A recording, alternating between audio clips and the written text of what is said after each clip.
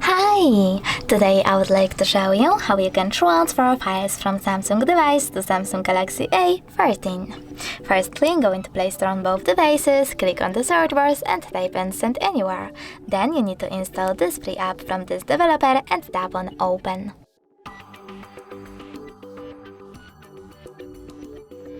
Now click on I accept, then choose Confirm, Continue and lastly Allow.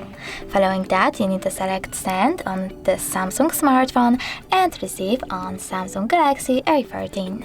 Then choose No Thanks and tap on Close this window.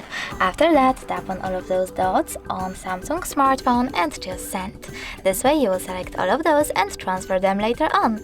It will take some time, so I will go with only one photo, like that one. Just send and tap on Got It. Over here, as you can see, we have two connection ways.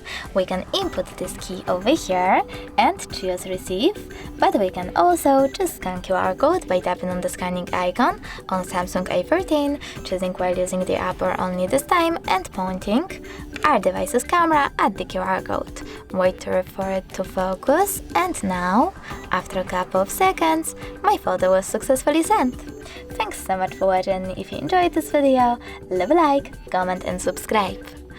Bye!